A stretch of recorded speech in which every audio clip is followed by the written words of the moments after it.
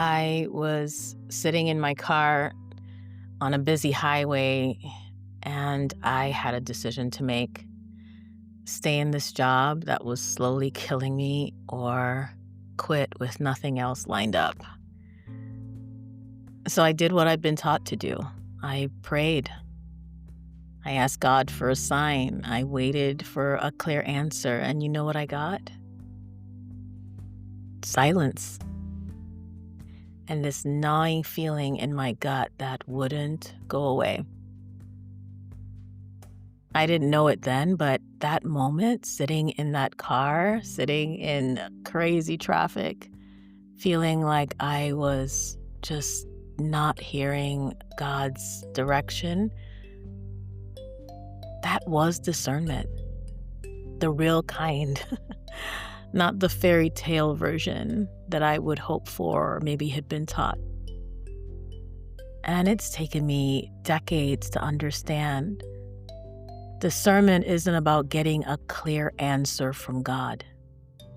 It's about being in relationship with God while I figure things out. Today, we're talking about what discernment actually is and why this practice is under siege in ways that we don't even realize. Let's start with what discernment isn't. Okay, it is not a magic formula for making perfect decisions. It's not a guarantee that if you pray hard enough, God will tell you exactly what to do. It's not about being so spiritual that you never doubt, you never struggle, you never get it wrong. Here's what discernment actually is. It's the practice of paying attention to God, paying attention to how God speaks in your life through your body, your desires, scripture, circumstances, that still small voice, and how it uniquely speaks to you and how you can respond. And it's not a one-time event, it's an ongoing conversation. Discernment, if it's anything, it's a relationship. And like all relationships, it's messy and complicated and complex and sometimes frustrating and sometimes beautiful and always requiring some level of work, some level of intentionality. The word discernment comes from a Latin root that means to separate or to distinguish or to sift.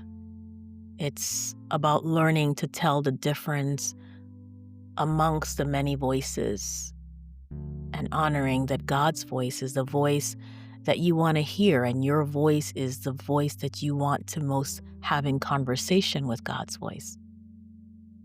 There's wisdom, there's fear, there's the path that leads to life and the path that leads to depletion, and discernment helps you notice in all the many ways how to discern and distinguish those voices. But here's what I've learned through my own path and from years of walking with people through this. You can't separate those voices without being in relationship, without considering who is God to you and what do you actually think about God's character and what do you think God thinks about you. Discernment is a practice. It's a relationship. And sometimes some of us get stuck because we've been taught that discernment is like a technique, right? Or it's about a decision. But actually, it's about the relationship. So why does this matter? Why does learning to discern God's voice and presence in your life, why does that change everything? Because every single area of our lives, every single area is shaped by the decisions we make, right? And the decisions we make are shaped by the voices or the voice we're listening to. Think about it. Your work, your relationships, how you spend your time, how you spend your money, what you say yes to, what you say no to, how we respond to pain, how we respond to joy, how we respond to loss. All of it, every single bit of it flows from the question, whose voice am I listening to? And if you can't distinguish God's voice from all the other voices, whether it's fear or culture or family of origin and expectations or wounding or systems, we'll spend our whole life living someone else's script, following someone else's expectations. But here's the beautiful thing. When we lean into listening to that still small voice, when we learn to trust it, to follow it, to be in conversation with it, to be compelled by it, everything changes. Not because life becomes easier. Do know that is not what I'm saying. But because we're finally living our true life. Your life, the one you were made for, in relationship with the one who made you. And there's a freedom in that, a wholeness, an aliveness. Howard Thurman said it best. Don't ask what the world needs. In other words, don't listen to all these other voices. Ask what makes you come alive. Tap into your voice and go do it. And here's what he says, because what the world needs is people who have come alive. That's what discernment gives you, aliveness. Because we're no longer performing, striving, or trying to be perfect, but we're in relationship, being guided. Now, let me tell you why this matters more than ever. Because discernment, this ancient sacred practice of living and listening to God, is under siege, and most of us don't even realize it. We live in such a noisy time in history, probably the noisiest. We're bombarded with information and opinions and advertisements and news and social media and podcasts and AI. And all of it is competing for our attention, and all of it is telling us what to think, what to want, what to do. And the scariest bit of it is those voices are telling us who we are and what we're worth. And in all that noise, that still small voice can get drowned out. And in losing the ability to be still, to sit in stillness, to sit in silence, to notice what's happening in our bodies, in our hearts, in our minds, in our spirits, in our world, we've outsourced our knowing. We Google everything. We poll our friends. We take our pastor's sermons as our devotion. We look for the right answers instead of learning to trust our own inner wisdom, which is where God speaks. And here's the other thing. We've been taught that certainty is the goal. That if you're really spiritual, really faithful, you'll know exactly what God wants. You'll have perfect clarity, no doubt, no struggle. But that's not how relationship works, my friend. That's not how God works. The more I get to know God, and I'll spend a lifetime and eternity doing that, is the more I'm invited into mystery. Into the fog where faith actually happens, where it's formed. But our culture can't stand mystery. We want answers now, clear, definitive, sooner than later. And so we've replaced discernment, which is slow and relational and embodied, with decision-making frameworks or with pros and cons lists and with 5 steps to knowing God's will. And here's the thing, I will share discernment-making frameworks, and I will share the benefits of lists and journaling and steps towards greater clarity. I'm not against thinking those things through. I'm not against wisdom or counsel or using your brain. But when we reduce discernment to a formula, we lose the relationship. We lose the conversation. We lose the nuance.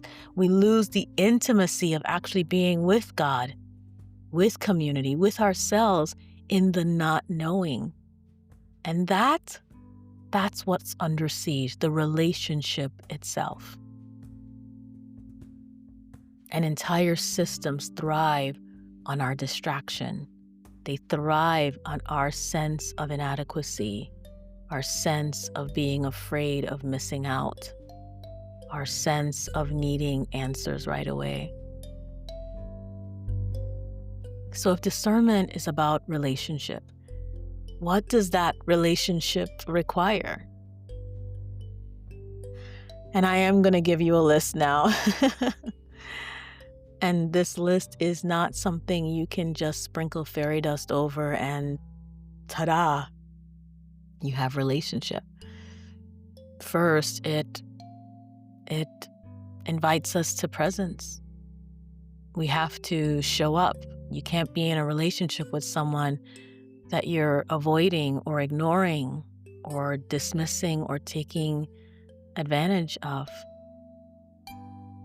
And showing up to God means showing up to yourself, to your body, to your desires, to what actually is happening in your life instead of what you wish was happening, or going so fast that we don't know what's happening in our lives.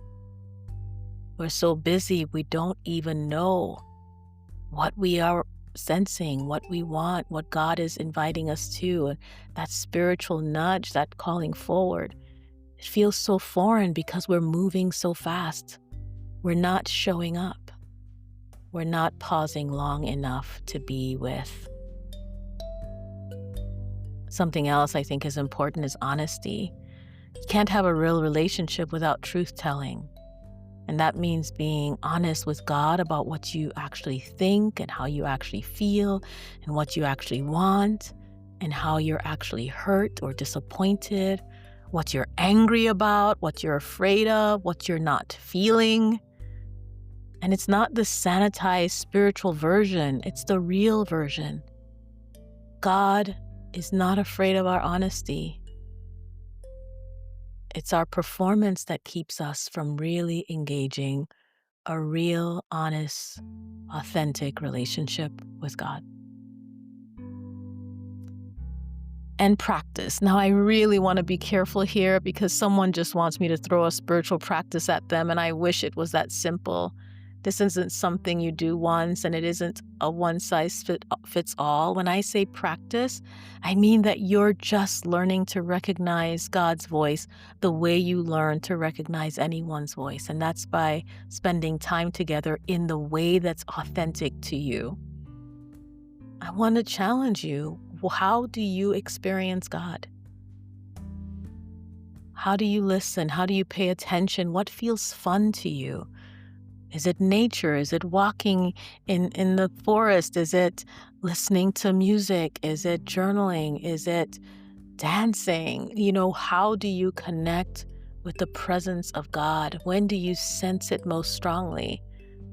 And I just invite you to do that as often as you can by spending time paying attention to when you feel connected. And if you do it enough, that's where the practice comes in. You'll get it wrong sometimes, and we'll learn from it. Here's what I've seen. The more we are present, the more that we practice, the clearer it gets. Not because God speaks louder, but because we actually start to learn the language. We start to learn the patterns. We start to trust our own knowing, our own ability. And lastly, we cannot talk about a relationship with God or discernment without community. You can't do this alone. I can't do this alone. We need other people who are also practicing, who can say, here's what I'm noticing. Here's what I'm wondering. Here's where I've been hurt. Here's where I've been formed or malformed. Here's where I'm growing.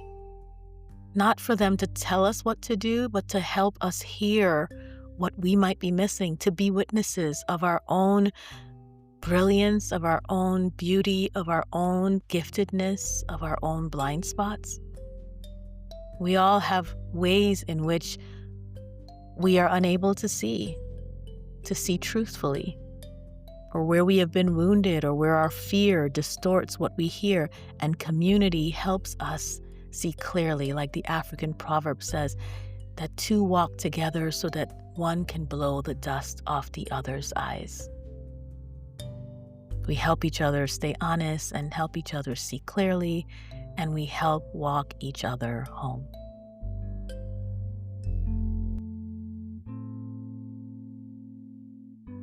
So speaking of home, let me bring this podcast home and bring this to a close. Discernment isn't about mastering a skill, and it's not about a technique. It's about deepening the most important relationship in our lives with God and with yourself, with the still small voice that's been speaking to you your whole life. And yes, it's under siege. I'm going to boldly say it. The noise, the pace, the pressure to have it all figured out, all of it works against the slow, sacred work of listening. And that's why this matters. That's why we're here. That's why we're learning this together.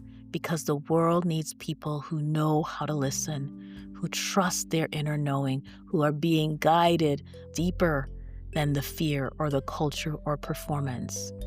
The world needs people who are alive.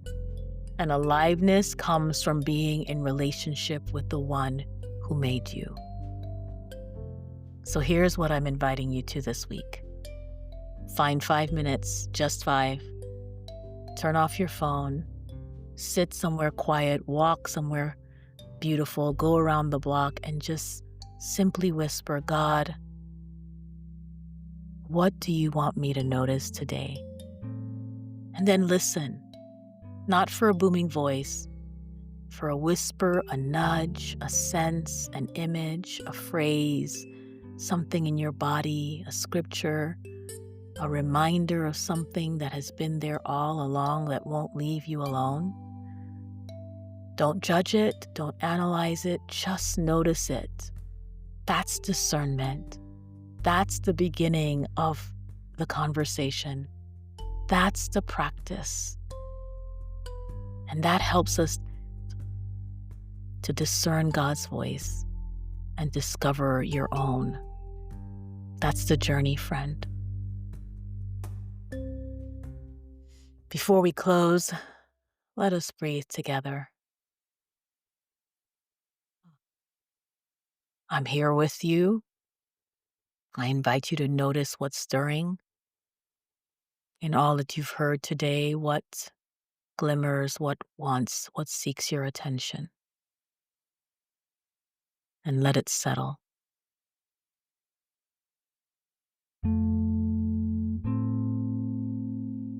And here's a blessing for you today. May you learn to hear that still small voice.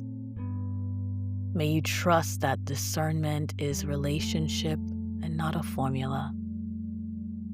And may you discover the God who loves you and who has been speaking to you all along.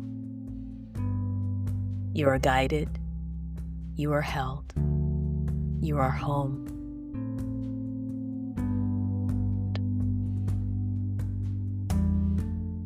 Thank you for listening to Guided. If you want to go deeper in this work, join me in The Guided Life, a 30-day experience in sacred listening with guidance and community. I'll see you around. Talk soon.